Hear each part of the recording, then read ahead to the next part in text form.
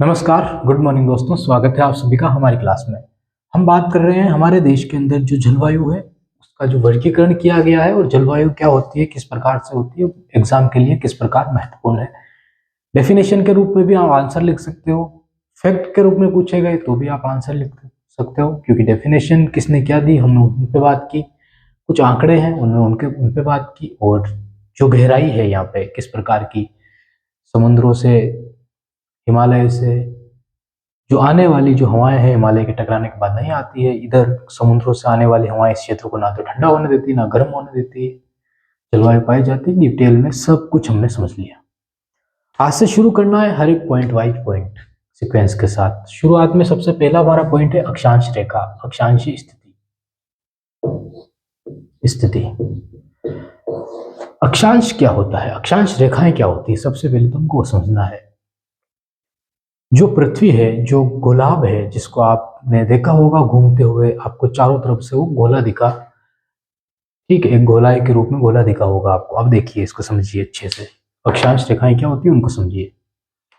हमने अक्षांश रेखा खींची, मान लो ये है, ठीक है, पृथ्वी के ऊपर। सबसे पहले तो हम कैसे खींच पाएंगे, उसके लिए हमको पृथ्वी को समझना पड़ेगा, देखना पड़ेगा, काफी दूर जाके पृथ्वी कैसे उसको देखना पड़ेगा। लेकिन शुरुआत की दौर था, ना हमारे पास एरोप्लेन, ना हवाई जहाज, ना कुछ ऐसे साधन भी नहीं थे जो अभी हमारे चल रहे हैं, जिससे हम ड्रोन वगैरह उड़ा सकें काफी ऊंचाई तक, नहीं थे, ठीक है। तो ये तो हमारा क्लियर हो जाता है कि हम पृथ्वी को नहीं समझ पाए थे कि पृथ्वी सीधी है, गोली है, मतलब गोल है, कैसी है, ठीक है, गोलाई वाली है, नहीं समझ पाए थे। फिर हमने क्या किया कि दो ध्रुवों को पता किया, हमने दोनों तरफ दो ध्रुवों का पता किया और हमने स्थिति का मापन कर लिया कि पृथ्वी के दोनों छोरों पे दो ध्रुव है, और हमने एक देशांती रेखा खींच दी, इसको हमने 0 डिग्री देशांती रेखा खींच दी। और इसी 0 डिग्री रेखा को आधार मानते हुए हमने अक्षांश रेखाएं खींचना शुरू कर दी। काफी सारी हमने अक्षांश रेखाएं खींची, और अक्षांश रेखाएं जब हमने खींची तो पृथ्वी के बीचों बीच की जो रेखा थी, हमने उस रेखा को कह दिया 0 डिग्री रेखा, ठीक है, विषुवत रेखा हमने कह दिया। और क्यों कहा इसको, इसलिए कहा क्योंकि जो 0 डिग्री अक्षांशीय रेखा है, यहाँ पे सूर्य की किरणें हमको ज्यादा दिखाई दे रही थी, या लंबवत पड़ रही थी, सूर्य की किरणें ज्यादा पड़ रही थी। तो इस 0 डिग्री रेखा को हमने क्या कहा, विषुवत रेखा कहा।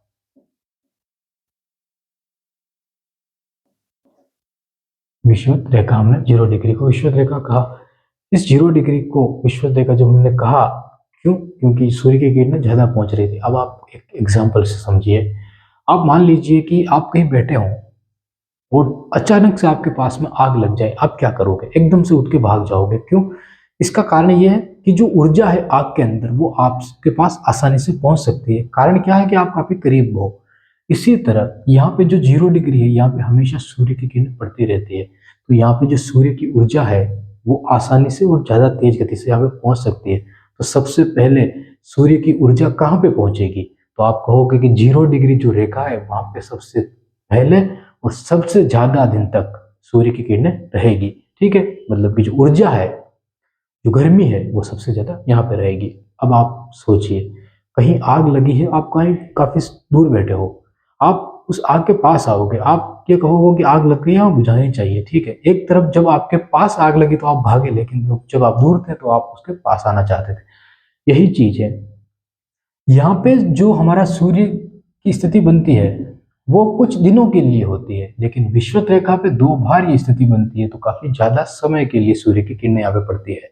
अब अक्षांशीय स्थिति के आधार पर हमको क्या समझना है, जलवायु समझनी है भारत की। अब देखिए यहाँ पे ये 23.5 डिग्री रेखा है।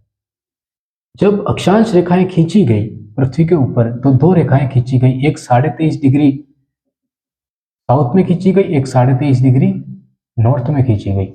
ये दोनों रेखाएं एक जलवायु को आधार बता रही थी, जलवायु का आधार बता रही थी। वो एक बता रही थी कि जब सूर्य विषुवत रेखा पर होगा तो उसकी किरणें ज्यादातर कहाँ कहाँ पे रहेगी, एक तो इसके बीच में और मकर रेखा के बीच में 23.5 डिग्री, इन दोनों के बीच में किरणें ज्यादा ऊर्जा देगी, ठीक है, यहां तक।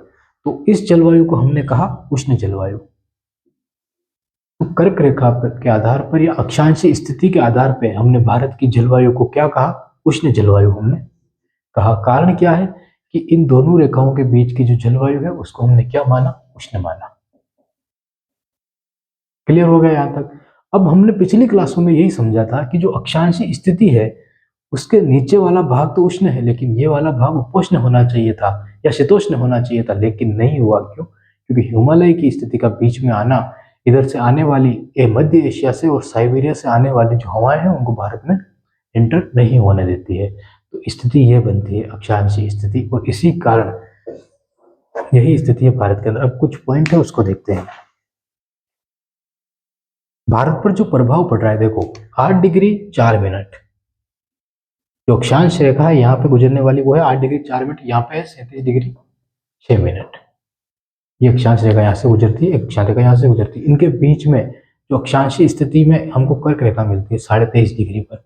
इस कर्क रेखा के मिल का दक्षिण भाग जो है वो तो उष्ण होगा, लेकिन ये भाग भी हमको उष्ण जलवायु भी बताता है। कारण है कि जलवायु हिमालय से आने वाली हवा यहाँ पे नहीं पहुंच पाती है, मध्य एशिया से आने वाली। उसके बाद देखिए मानसूनी तंत्र में महत्व, गर्मी का समकेंद्र। अब जो कर्क रेखा है, ठीक है, यहाँ पे गुजरने और यहाँ पे हाई प्रेशर बनता है, लो प्रेशर बनता है। जब लो प्रेशर यहाँ पे बनता है, एलपी जब यहाँ पे बनता है, ठीक है, तो गर्मी का समकेंद्र यहाँ पे बनता है, और गर्मी का समकेंद्र बनने के कारण इधर की हवाओं को इधर खींचने का काम होता है।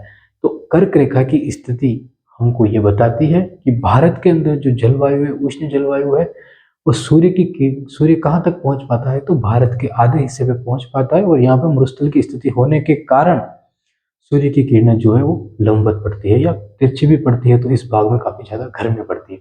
इसके कारण ये हवाएं इधर आती है। तो यही है अक्षांशीय स्थिति को अच्छे से समझने का जो हमने समझा, इसके अलावा और कुछ भी नहीं है। ठीक है, अक्षांश रेखाओं को इस तरह बांटा गया और फिर हमको इस तरह बताया गया।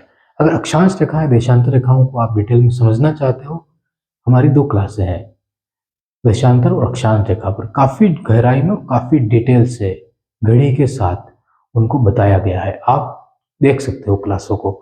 तो आज की क्लास में इतना ही, अक्षांशीय स्थिति में यही था। ठीक है, मिलते हैं नेक्स्ट क्लास में। बहुत बहुत धन्यवाद आपका।